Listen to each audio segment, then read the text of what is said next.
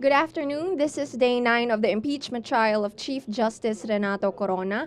I'm Ai Makaraig. Today we continue with Article 2 of the impeachment complaint, focusing on the properties of the Corona family and an emphasis on the family corporation of Mrs. Cristina Corona, Basa Guidote Enterprises Incorporation.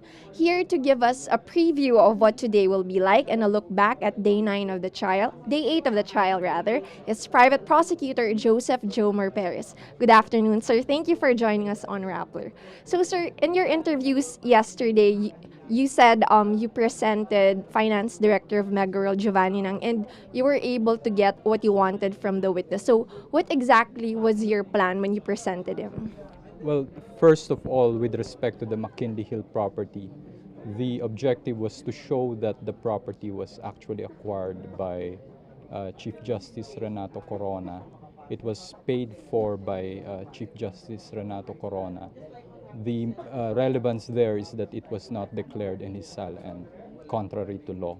With respect to the Bellagio property, again, we were trying to establish that it was acquired in 2009 for a substantial amount of money, 14.5 million. It was not declared in the 2009 SALN, and even in the 2010 SALN, it was not truthfully declared. So you said today we will still focus on the property. So what's next for the prosecution? For today, we intend to present witnesses on the other condominiums, the Columns and Burgundy, and then there's another club share in the Palms of Philinvest. Let's this without going to the merits, let's discuss the Palms Country Club because that was actually a new revelation in the past week. So what exactly is your contention for this property? Uh, this particular property should have been in the Salan, but it is not. We cannot see it in the Salan. So again, this is another instance of a property owned by the Coronas, not declared in the Salan. These are shares of stocks Yes. that they own. Yes. Okay, so sir, actually yesterday there were a lot of people who were commenting on your performance on the floor and they said that you handled the questions very well, you were very calm and collected. So what was it like when you were there? Well, like any other courtroom battle, you just try to focus on your objectives. You try to achieve your objectives without paying too much attention to your opponent who is there to derail you. So I think based on experience, we expected that from the opposing side. Yesterday, Senate President Juan Ponce Enrile was allowing you to go on asking questions. Do you notice that the court has been more liberal lately with regard to objections coming from the defense? Uh, we noticed that there was some kind of liberality, but this is what was actually promised even in the earlier stages of the impeachment, because as you know, this is not a strictly judicial proceeding. This is political, and the important objective here is to search for the truth without getting too constricted by technicalities.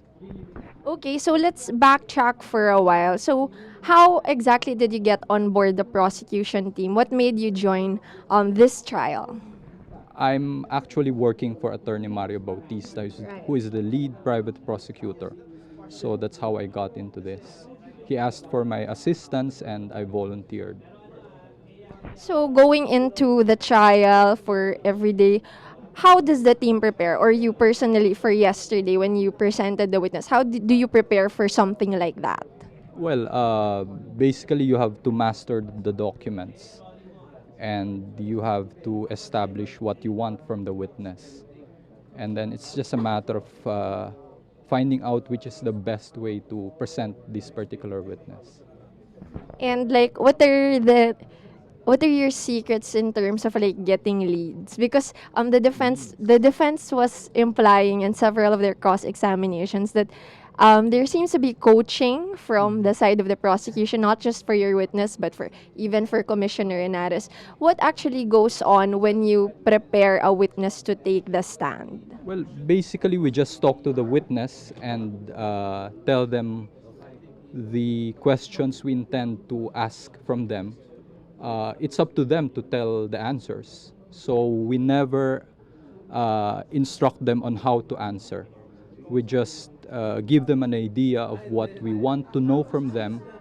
And as you can see from all of the witness, all they said was that the prosecutors told them to tell the truth. Right. Yeah. So yesterday you were up against the legal luminaries like Justice Cuevas, and some people were pointing out that you're actually very young compared, I guess, to these two. So, Yes. so is there any pressure on your part? Like, kinabahan ba kayo going into it?